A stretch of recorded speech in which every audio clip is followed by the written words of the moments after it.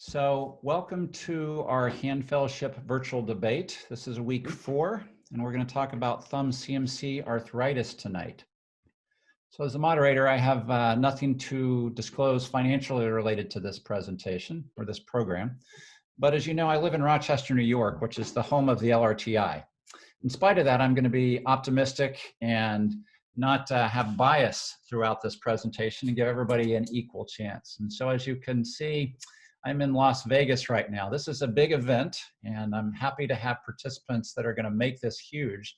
And so I said, you know, Las Vegas is probably the place to host this. That's where all the big events are hosted. And so we're going to begin with the Indiana Hand to Shoulder Center. Dr. Kristen Buderbaugh is going to present on the LRTI with Dr. Tom Kaplan in her corner. Next, we will have the group from Stanford discussing the suture button suspension. Dr. Jill Putnam is going to present, and Dr. Jeff Yao will be in her corner. Then we will move on to the East Coast, and our Brown group will present on the APL FCR suspension arthroplasty with a little bit of a twist. Dr. Shannon Fitzpatrick is going to discuss this, and Dr. Peter Weiss will be in her corner.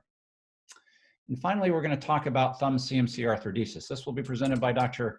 Jeff Steppen, and Brian Calfee will be in his corner.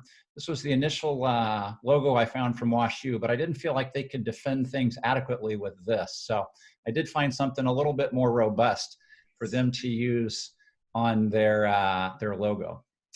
So this is the case we're going to talk about. A 64-year-old, pain in her non-dominant left thumb for over 2 years. She's tried bracing therapy, exercises to protect the thumb CMC joint, but she's symptomatic enough that she wants to proceed with surgery.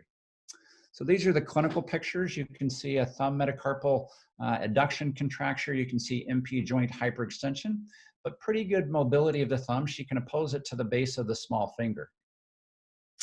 Here you can see her radiographs, which again demonstrate the metacarpal contracted and the thumb MP joint hyperextended. You can see some subluxation and that the trapezium is somewhat eroded.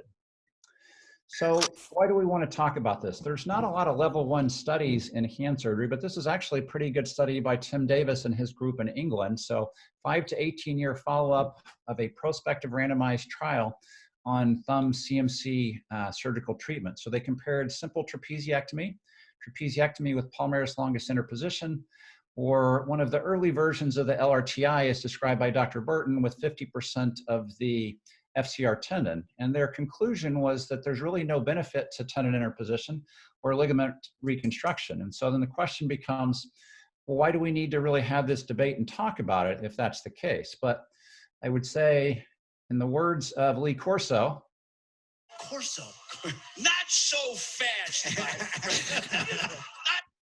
There's more to it than that. So let's look at this just a little bit further as we start our debate. So if you look at the Cochrane reviews, there have been several. And so go back 2005, 2009, 2015, 2017. The summation of these is all fairly similar. We're unable to demonstrate any technique confers one benefit over another technique in terms of pain or physical function.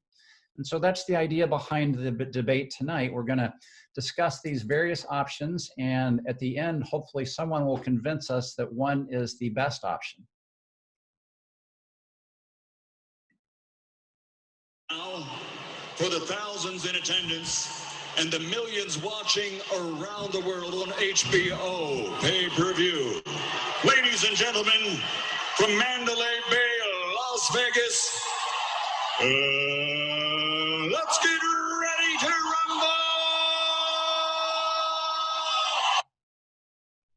rumble! Okay, so I am going to end my show and we'll turn it over to the group from Indianapolis, and we will start the debate with the LRTI by Dr. Buderbaugh.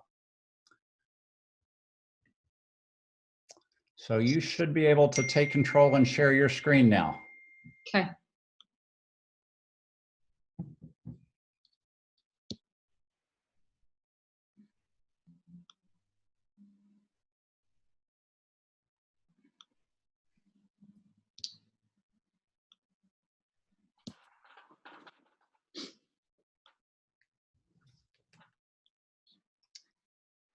Okay, everybody can see it?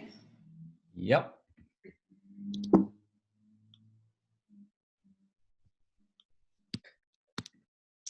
Good evening. I will be speaking on LRTI, the gold standard.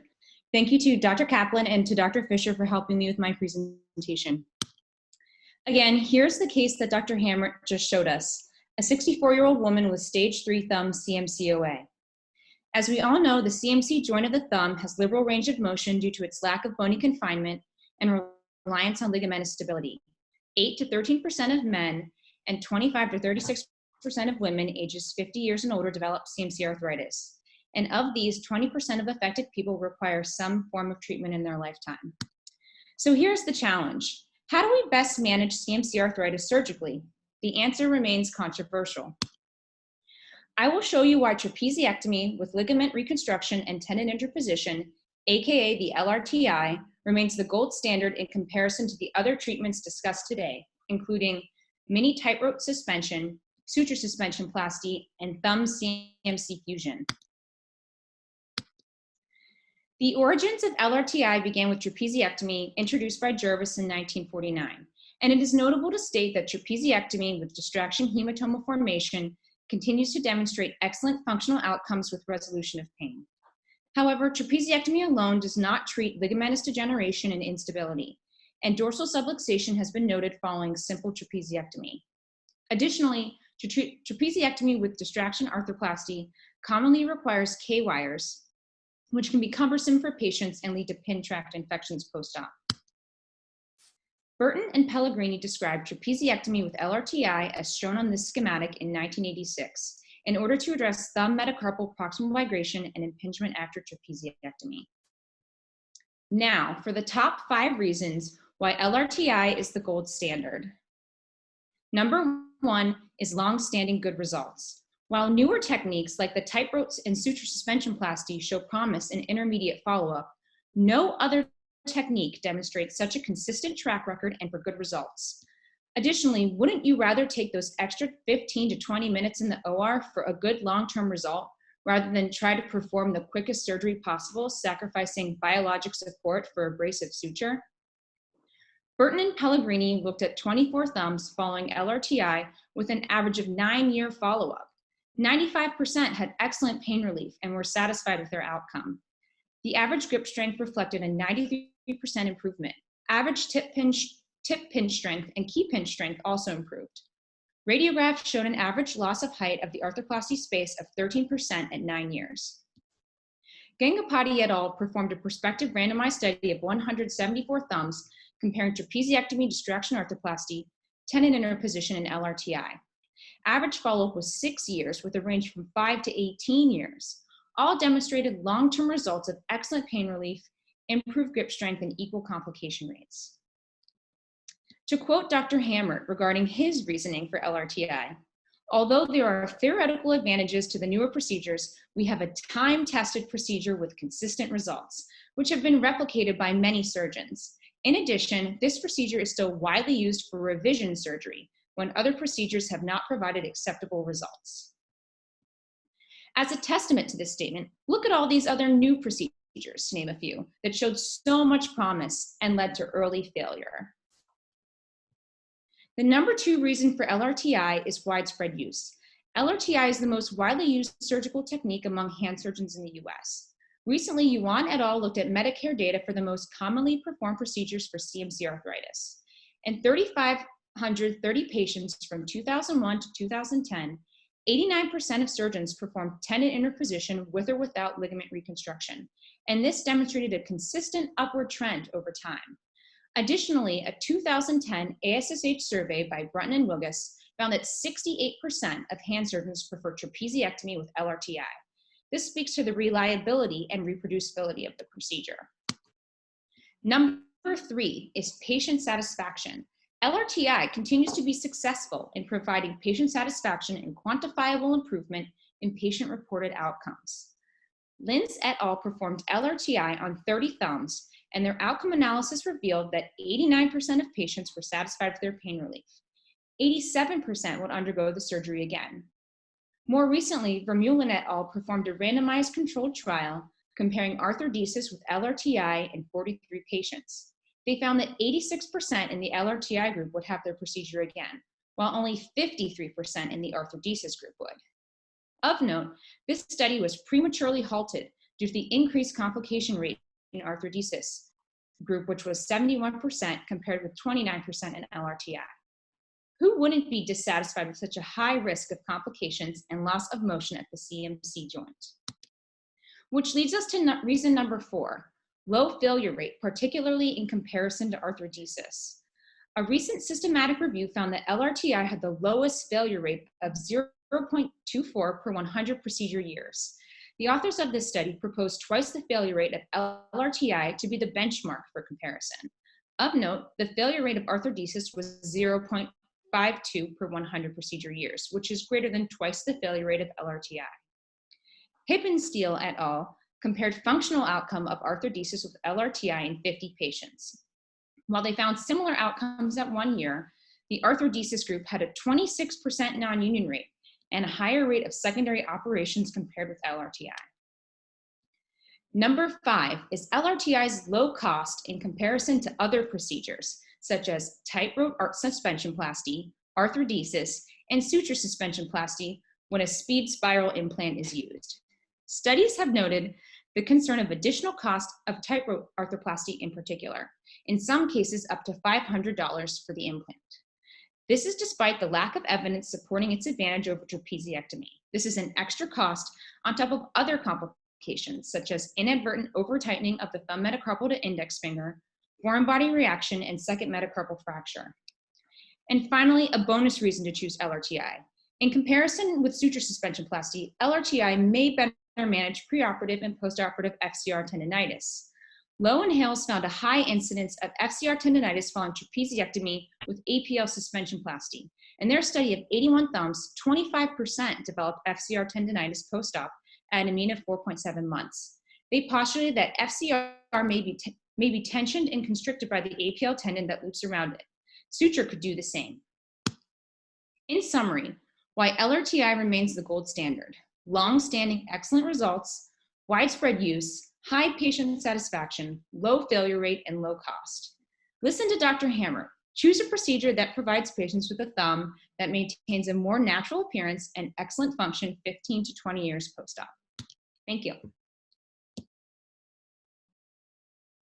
Very nice presentation. That sets the stage, sets the bar pretty high. So we will move on to Dr. Putnam from Stanford to try to convince us that the suture button suspension, albeit much more costly, is a better operation.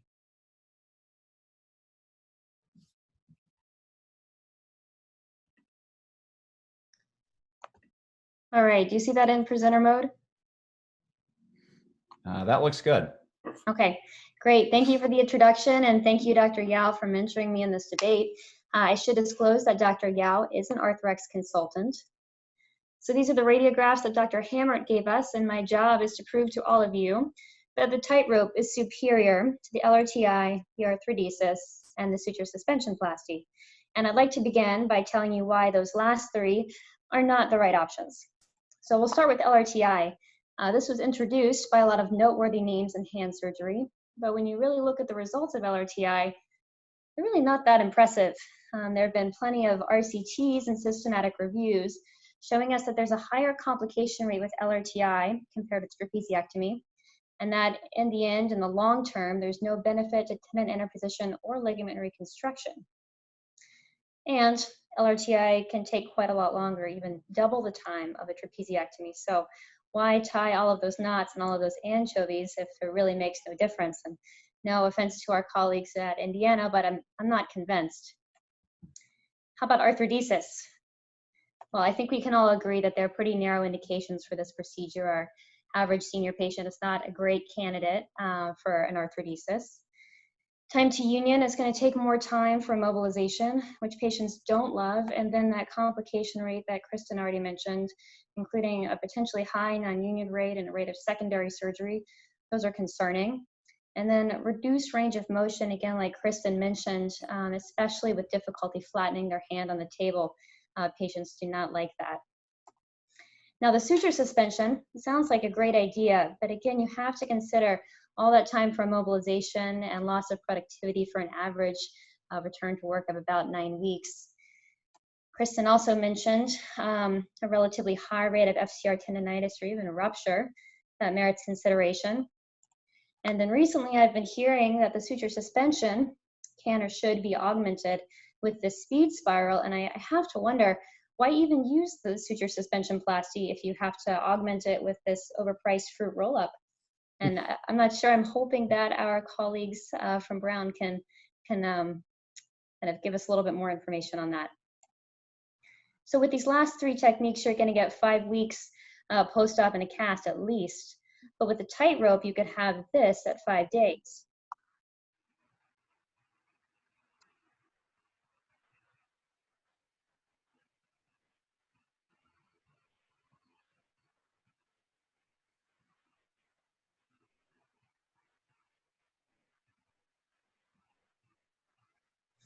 And we're able to get patients moving that quickly and have that excellent result because this is biomechanically the superior implant. This biomechanical study showed that the tightrope better maintains trapezial space compared to the LRTI. And this study showed that the tightrope was equivalent biomechanically to a K-wire, at least in initial load to failure. And those results have been borne out clinically as well. This is a study from Mayo last year where they looked at FCR to APL side-to-side tendon transfer with and without the tightrope, and they found that the tightrope better maintained trapezial space without any increased rate of complication. So again, the biomechanics of the implant are why we're able to get patients moving so much earlier. At 3 to 5 days, they can start range of motion exercises, and patients love that. So here's a patient at 6 weeks post-op with excellent range of motion. She had no pain, and these are her preoperative and postoperative radiographs. She was very happy. And we have midterm outcomes as well. I like to highlight excellent range of motion and excellent pinch strength and grip strength with this procedure at about 5 years out. There are a few pearls to this technique. One of them is that the incision over the second metacarpal should be made over the ulnar aspect, respecting a nerve branch that is frequently crossing there. And then we recommend use of this targeting guide, which helps line up the pin into the second metacarpal just where you want it. And that should be exiting on the ulnar border of that second metacarpal. And you can see this transition in the wire here, where it transitions to a 1.1 millimeter K-wire for entrance into the second metacarpal. And here you can see careful placement of the suture button, again, into the ulnar aspect of the second metacarpal to prevent any dorsal prominence or irritation from that suture button. And here's intraoperative loading, again showing excellent maintenance of the trapezial height. So I think I've proven that the tightrope wins out. It resists metacarpal subsidence. You don't have to use any K-wires or wait for anything to heal, and it allows for a faster rehab ultimately. I think I've proven that it's the superior implant, but wait, there's more. What about this patient who needs a revision CMC arthroplasty after she's failed, say, an LRTI or suture suspension plasty and has symptomatic subsidence of this first metacarpal? There have been a couple studies that show that the implant of choice may be the tightrope in revision CMC arthroplasty. This study's out of UVA a couple years ago, and at ASSH last year, there was a study from Duke with similar opinions. And if it's all about the money, the tightrope may not be as bad as it seems. The tightrope at our institution runs about $400, versus if your LRTI needs to be backed up with an interference screw, that'll be even more expensive. If you happen to be using an implant with your suture suspension, that can be quite expensive. If you need extra time in the OR for that LRTI, that's going to be quite a bit more expensive. But we all know that in the end, the cost of a happy patient on post-op day 5, no, that's priceless. So it comes down to, would you want this cast for 5 weeks or more, or would you want this excellent result at 5 days? And that's all I've got. Thank you. Good job. Okay, very nice presentation, pretty convincing. Let's hear from our next group from Brown. Dr. Fitzpatrick is going to discuss her preferred technique. Can you hear and see me? Yes. My name is Shannon Fitzpatrick. I'm one of the current Brown Fellows. Dr. Weiss and I have been charged with defending the suture suspension And not only will we talk about that, but we'll also talk about the suture suspension with a bit of a twist. Of note, Dr. Weiss has interests in Arthrosurface Incorporated. This will be important for the end of this discussion. This is a typical patient presented in this conference. She's a 58-year-old female with 4 years of thumb pain secondary to basal thumb arthritis. On x-ray, she has an Eaton stage 3 thumb CMC arthritis. She does not have any MCP hyperextension. Of note, in our practice, we do not treat patients with thumb MCP hyperextension any differently than those that do not, unless they are symptomatic after a basal thumb arthroplasty. This patient is a neonatologist, so her thumbs are very, very important for her vocation as she cares for and examines infants. She's failed extensive non-operative management with splints and cortisone injections, and she's elected to pursue operative intervention. In our practice, we traditionally use a suture suspension arthroplasty to address basal thumb arthritis. This concept was originally described by Del Signori in 2009. Our practice has modified the original description, and this modification was published in JHS in 2018. As you can see in the left-hand photo, we use a traditional Wagner approach. Once the trapezium is excised, in the center photo, you can see that we take a number 2 orthocode suture. It's placed through the APL at its insertion on the base of the thumb metacarpal. The suture is passed through the FCR tendon distally near its insertion on the second metacarpal. The suture is then woven back through the APL and the FCR tendons. The 2 ends of the suture are then tied together in a snug fashion, but not so tightly as to tether the APL and FCR together. Tethering of these tendons can result in discomfort and decreased function of the thumb. The idea really here is to create a suture hammock for the thumb metacarpal base to rest upon. This suspends it from the distal scaphoid articular surface. Once the suspension is completed, the thumb metacarpal is finally tested for longitudinal stability. Here in the right-hand side of the screen, you can see the final construct. It's very important to note that no tendon graft or K-wire is used during this procedure. The pros of this procedure include that it doesn't require a second incision to harvest a tendon. Since a tendon is not harvested, there's no alteration in wrist kinematics. The K-wire is not used in the postoperative period to provide stability. This avoids neuroma formation, tendon adhesion, scar tenderness, and even potentially complex regional pain syndrome. In this technique, immediate stability is achieved because one is not relying on soft tissue scar formation or maturation. This allows us to not be forced to cast patients in the postoperative period. Moreover, this is a cost-effective procedure because there is no cost associated with any implants. It is also time efficient given its simple and elegant technique. Our average operative times at our institution are 23.4 minutes. When you compare this to LRTIs, it is almost 40 minutes in the literature, so twice as long. Finally, these patients initially have a quicker recovery with higher PRWE scores. In the long term, these initial higher scores even out and are about the same for all techniques. The cons of this procedure are that we have had a few patients with distal FCR ruptures at the 3 to 4 month mark. When this occurs, there is no intervention required. Initially, it's painful, but this resolves. You may have a bump in their forearm, which can be cosmetically displeasing to your particularly thin young lady. More recently, we've added a twist to our suture suspension, particularly in patients with MCP hyperextension or in revisions. In addition to our suture suspension, we use the tails of the suture and we pass them through a piece of rolled human collagen. This provides a harder fulcrum for the thumb and is a piece of a vest for the suture suspension. On the left-hand side of the slide, you can see a radiograph with this new twist. You can appreciate the well-maintained height of the metacarpal. On the right side of the slide, you can see a graph representing biomechanical testing of the ability of various basal thumb arthroplasties, including LRTI, suture suspension alone, trapeziectomy alone, and our rolled human collagen versus the strength of intact bone.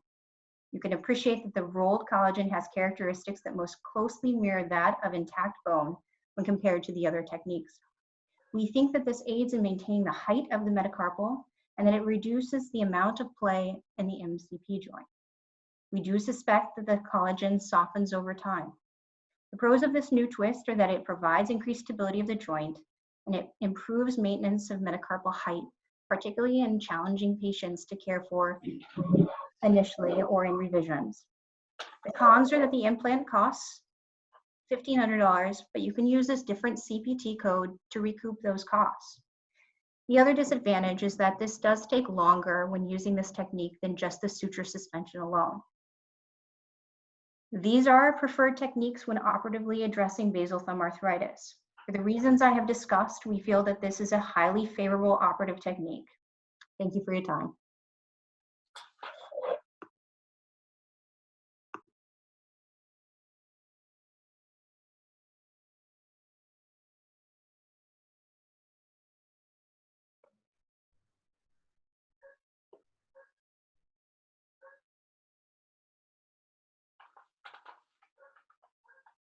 Okay, I'm not sure we're any closer than we were when we started this because another very convincing presentation. Let's see if the group from WashU can convince us that thumb CMC arthrodesis is the way to go. So we'll let Dr. Stefan present here. All right, fantastic. Can everyone hear me okay? Good. All right, so I'm going to go ahead and present on CMC arthrodesis. Thank you to Dr. Calfee for helping with this presentation and being a mentor for over almost 10 years now. So to proceed, I'm not going to say that CMC arthrodesis should be done in every patient, but I'd like to maybe dispel some of the myths that have been purported by previous presenters here. So to just frame the discussion a little bit, I'll start us off with a case from earlier in my fellowship year. So this is a 39-year-old female with 5 years of thumb CMC pain who failed non-operative management. Ligamentously lax, the Baton score of 7, considerable laxity at the CMC joint, as well as pain there. You can see the subluxation on x-rays and maybe some of the beginning of osteophyte here at the ulnar border of the trapezium. So given her global ligamentous laxity, ligament reconstruction and osteotomy probably not advisable. So really here in the US, the treatment options become trapeziectomy, and as we've just heard, doesn't really matter, whatever tendon, suture, device you want to add or even not add to it versus arthrodesis. So what are some of the classic indications? Younger active patient, as we all know,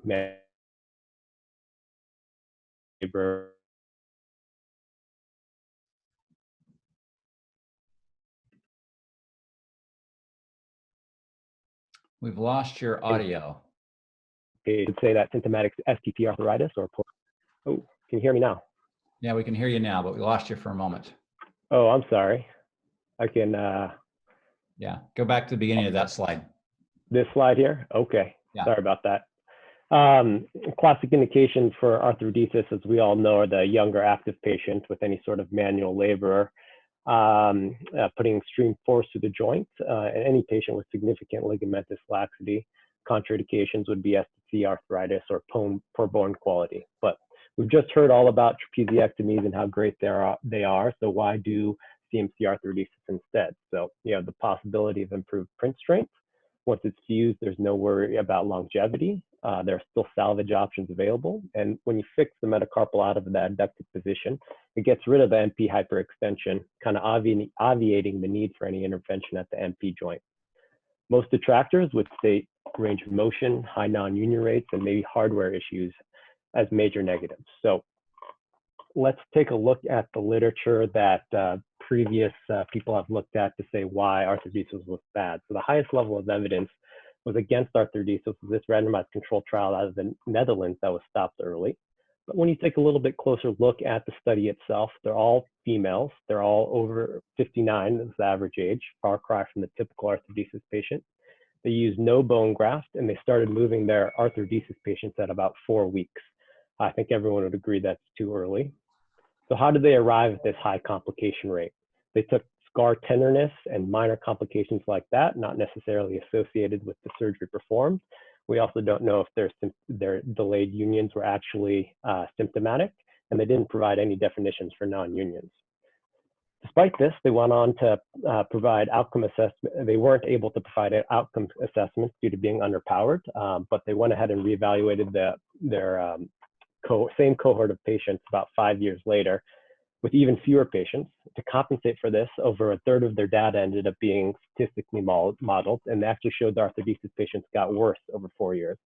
Needless to say, this is not consistent with any of the previous comparative studies, which we'll go over now. So the largest of these studies was this retrospective cohort out of Cincinnati, and showed equal satisfaction between groups, equal improvement in pain, stronger pin strength with arthrodesis. About a third of patients were unable to flatten their hand on the table. Although Overall, non-union rates were a bit high. Only 3 were symptomatic, and there was only 1 non-union in the locked plate group. So this prospective comparative study out of WashU is another study showing similar patient-rated outcomes and overall complications between LRTI and arthrodesis patients. In this study, when looking at range of motion, there was no difference in the ability to flatten the hand, in contrast to the study out of Cincinnati. There were, however, high rate revision early in the treatment process and similar symptomatic non-union rates. So you ask, what about long-term results after arthrodesis that we weren't able to provide with like the tightrope, for example. But with this study out of Mayo, we can see all patients were satisfied.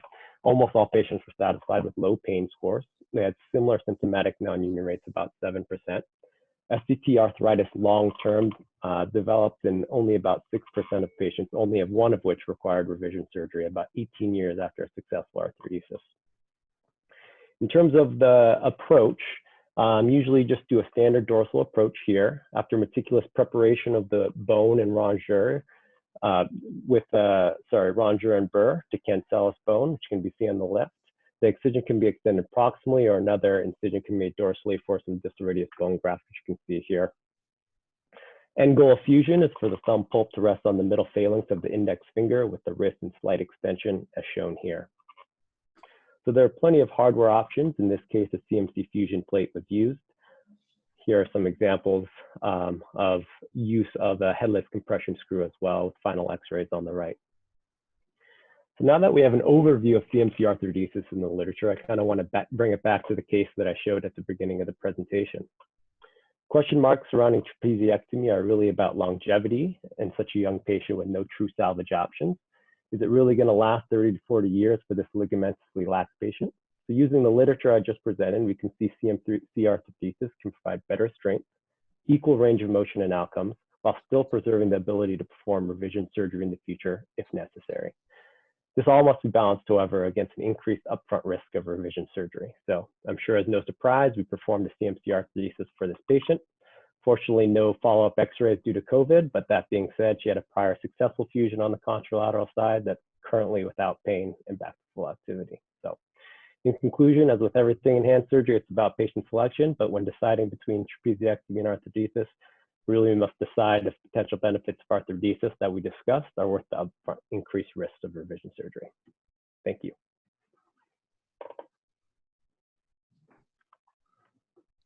So another excellent presentation, and that's one of the things about this technique or this condition that makes it interesting is there's a lot of good ways to approach this, and there's not one that's clearly right and a bunch of others that are clearly wrong. So what I want to do now is go through some stuff with the mentors of the groups and just kind of get their thoughts on a couple things. So I'm going to try to share my screen and hopefully do a better job this time.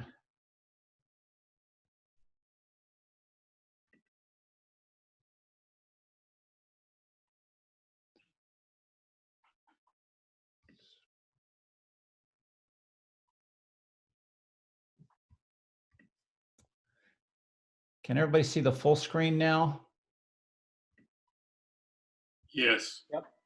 Okay, so let's go through from the mentors, and we've got a good idea about the CMC joint, how to manage that, but I want to talk about the MP joint a little bit, because that's one of the things that I think can cause failure, cause a unsuccessful or a less than optimal result, is not looking at that MP joint. So we'll start with Tom Kaplan. Give us your thoughts on how you would manage the MP joint. Do you address these with tendon transfers, tenotomies, capsulodesis, arthrodesis? Kind of what's your algorithm?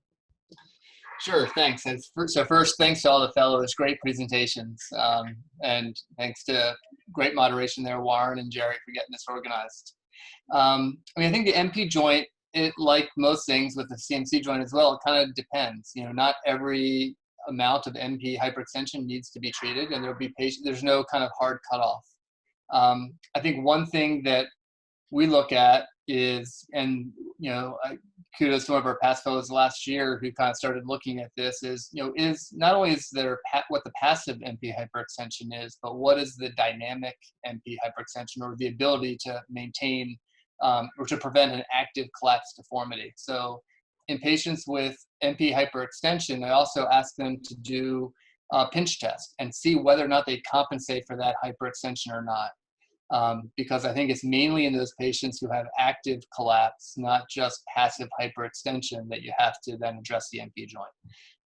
So if a patient has more than 30, 40 degrees of hyperextension and they have active collapse, then usually that's someone that we're going to do an additional procedure on. You look at their MP joint, obviously preoperatively. If there's any arthrosis, that's going to go to a fusion.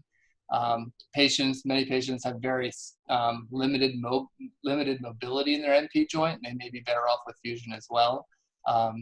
But if they have good motion of their MP joint, no arthrosis, then oftentimes we'll treat those patients with active collapse with a capsulodesis. And the only other pearl I'll throw out there is if you're doing a dorsal approach to the CMC joint, doing a transverse capsulotomy can help you, because on the way out, you can imbricate the dorsal capsule of the CMC joint, helping to extend that first metacarpal, and that can help with the compensatory MP hyperextension that's developed. So in 30 seconds, tell us how you do your capsulodesis. There's a bunch of different approaches to this, and I don't have one that I think is the best. I've tried things and I move around. How do you do your capsulodesis?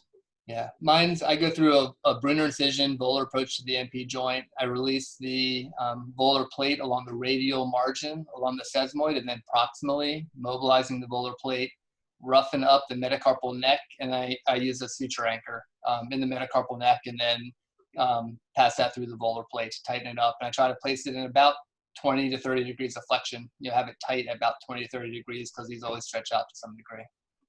Yeah. Okay, great. That's a very good synopsis of this. Jeff Yao, other thoughts, or do you approach the MP joint any differently?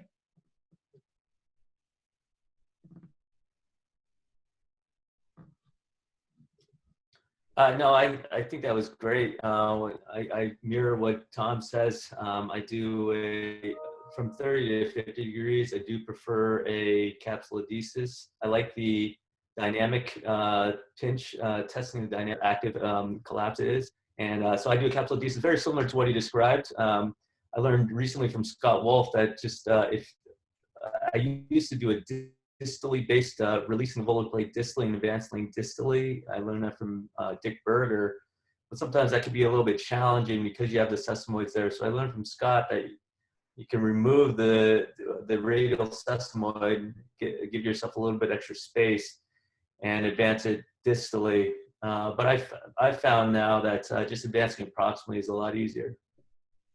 And then for greater than 50 degrees, or if there's any evidence of arthritis, I do a arthrodesis. Okay, and one other thing that neither one of you mentioned, but is probably obvious, if there's valgus or varus instability, that's better treated with an arthrodesis, I think, as well, if it's unstable. But just the isolated hyperextension is what we're kind of talking about. But occasionally you will see patients that have ulnar collateral ligament insufficiency as well. So Peter Weiss, do you have anything different? It was mentioned in your presentation that it sounds like your implant does a lot to take care of the MP joint hyperextension. Any other pearls that you can share with us? Well, first of all, with regard to your X-ray, I actually think the biggest problem is there's substantial adduction deformity that's probably fixed, and the metacarpal slid off the trapezium and it's in a fixed position. That's a little different than what we usually see.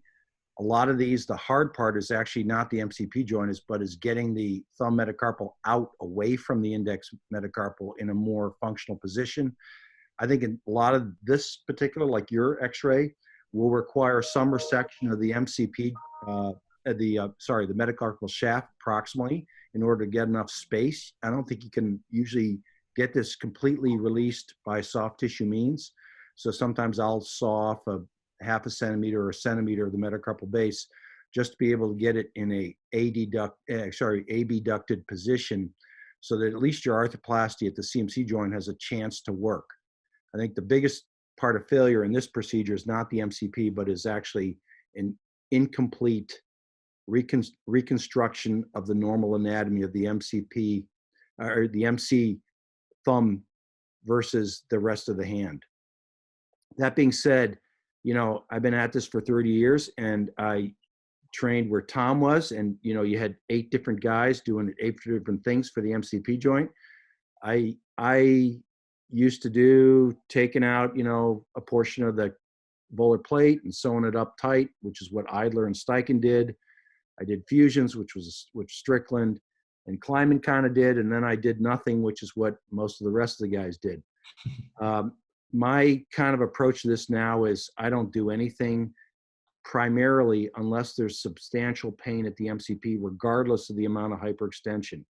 And I find if you can reconstitute the height of the thumb metacarpal and keep it stable, and, you know, regardless of the technique you use, a lot of times the MCP will kind of balance itself. It's a little bit like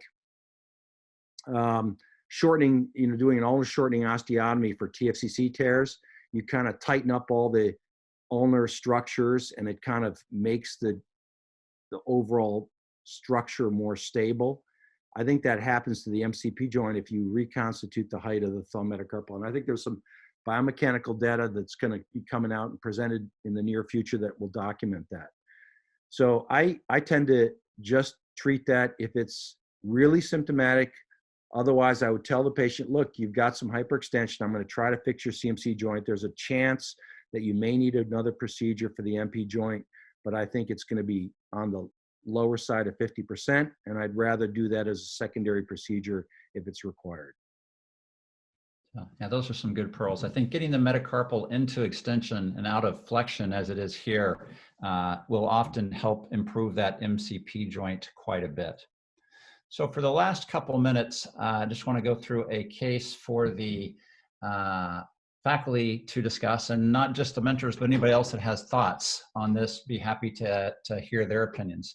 54-year-old lady, this is her dominant thumbs, had 2 previous procedures. The first was an APL FCR suspension. She continued to be symptomatic and then was converted to an LRTI using the entire FCR. She presents to me with impingement of the metacarpal base on the scaphoid with pinch, metacarpal adduction, contracture to some degree, and MP joint hyperextension. So open up to any of the people on the panel. How would you approach this problem? 2 previous surgeries. What would you do at this point in time? Do you fuse the metacarpal of the thumb to the metacarpal of the index, or is there something else that you can do? Oh, wait, I didn't. Before we go on to this, I want to go back. I neglected to ask Ryan Calfee his approach to MP joint. I apologize, Ryan. Tell me what your approach is, if anything different. I don't have much different. I do what Tom does, look for active collapse, and I think I treat it very rarely. I mean, if the patient really has a lot of collapse on active pinch, I fuse it. Otherwise, the folks in the Midwest are pretty tolerant of it. So if the CMC joint has been fused, would you fuse the MP joint as well? No, but I've never had that problem with the CMC fuse. The MP no longer hyperextends. It just doesn't happen. So problem solved by fusing it. Okay. So now then to this case, 2 previous surgeries. How would you approach this? Ryan, do you want to start, and anybody else can join in? Sure. So I'll start by just saying that I think if somebody has failed these 2 surgeries, and as everyone's presentation pointed out, just about everything works in the thumb. So I think you got to figure out, why did it fail? What's wrong with the patient, or was there something truly wrong with the surgeries that were done?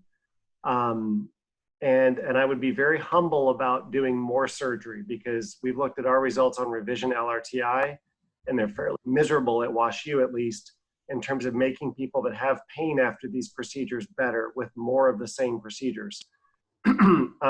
So I would be very hesitant to do anything unless any of my other mentors on this line have other options that are great. I'll send them to you.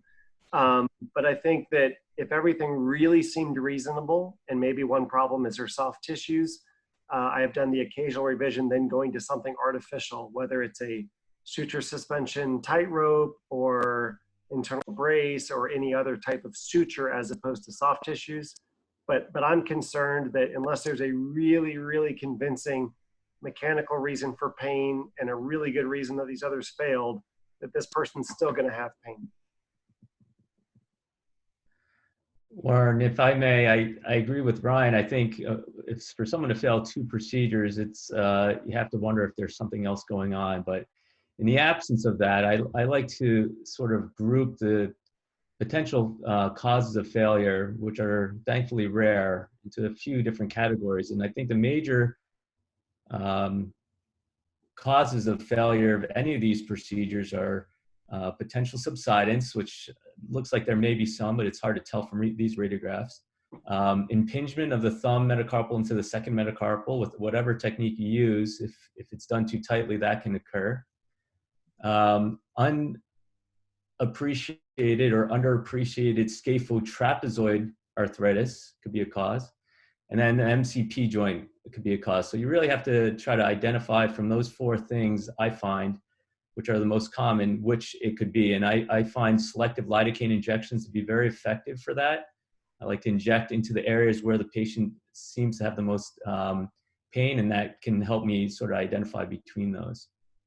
But that being said, obviously I'm biased, but I think, if the patients, there aren't any other secondary issues or potential secondary gain issues with the patient, I think a failure of 2 biologic type procedures as were done here, I think is a clear indication for use of the suture button suspension. I think the folks from Duke have published some work on that.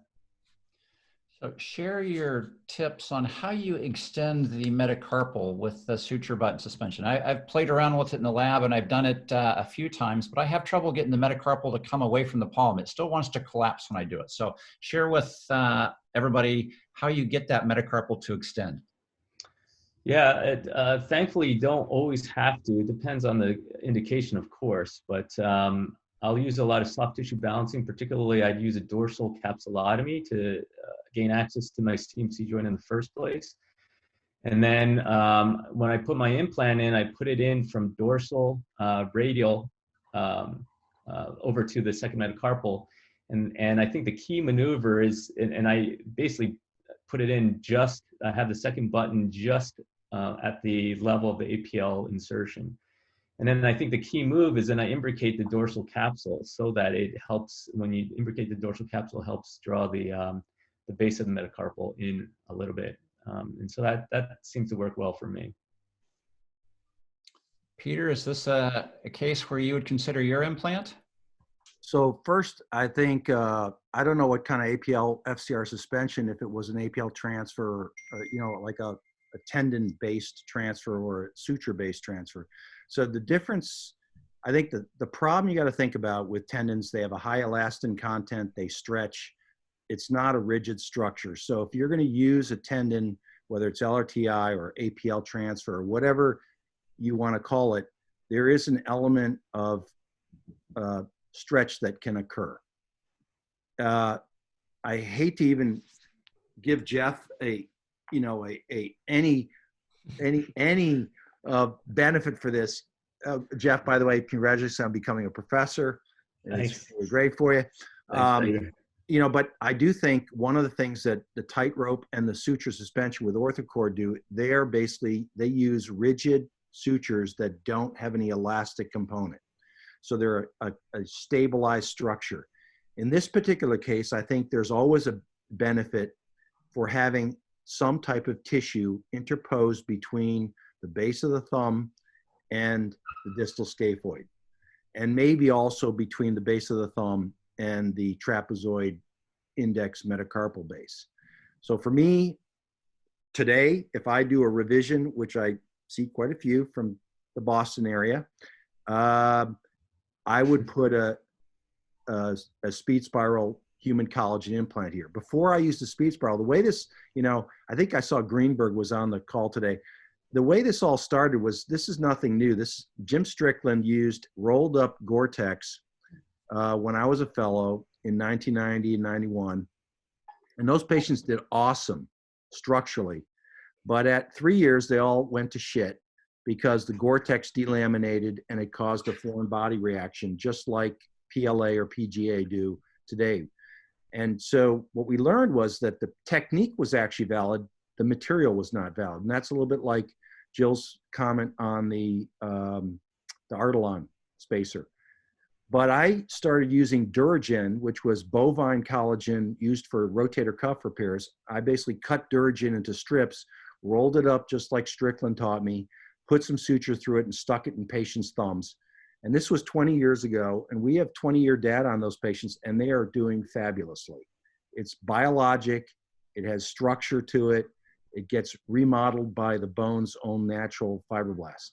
So the only reason that that wasn't commercialized was because the FDA would not allow bovine collagen to be used in a ectopic location outside of the shoulder. And Integra had made a whole machine to make the stuff, and basically the FDA said no. So when human collagen became available about 2 years ago, I jumped on it with this company, and I said, you got to get the license for this, because basically we're talking about the same structure as what I used 20 years ago that worked quite well. And so that's why the FDA now has cleared this, even though it's really, there's nothing new about this. It's 20-year-old technology. And so I like the idea of having something that's interposed there, plus a stabilizing structure on top of it. Whether you use, even if you used a type rope and a speed spiral, or something that's non-elastic, and then something that provides both an immediate, probably not long-term, but immediate stability, plus an interposition biologics material that probably within 1 month has got soft tissue ingrowth. The other option, I think, to Ryan's point, is you could do, if you just want really a one and done, no risk whatsoever, you could fuse this thumb and be done with it. But I do one fusion every 6 to 8 years, and I mean that was a nice presentation, but I think it was Jeff. But if you operate on normal looking thumbs on X-rays with fusions, you're going to get good results, right? Oh boy. I just got to get you, Ryan, because you were a resident here. You can't. That was good. That was solid. We got you. Tom, anything that you would add or? I mean, all great points. I mean, I think Ryan had a good point of saying, you got to think about, I think the hard part with these are why they failed, right? I mean, so I think you really have to kind of diagnostically kind of figure it out, whether it's instability, is it impingement, is it neurologic, is there nerve issues going on there as well that hasn't been recognized? And then you have to obviously treat, you have to tailor what you're going to do to why you think the patient's still hurting. I mean, I guess the only other thing I would think about, and it kind of similar to what Peter was saying about, putting something biologic in there. I mean, I think, potentially in the patient, if you think that this patient has problems with instability, proximal migration, NP hyperextension, and you're trying to achieve stability and there's not a neurologic problem or something else, I mean, I'd probably, I hate to, Peter and Brown might be a little bit different, but we still have a surgery center that we work in, and cost matters. And, you can get free collagen from the patient.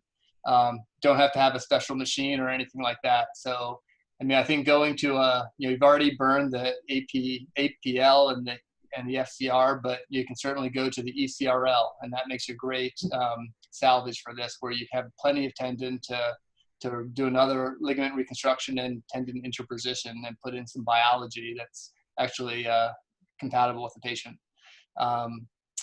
So I think potentially you would try one more time. And I think you mentioned also first metacarpal, second metacarpal fusion. I know Dr. Greenberg has done one of these in the not too distant past.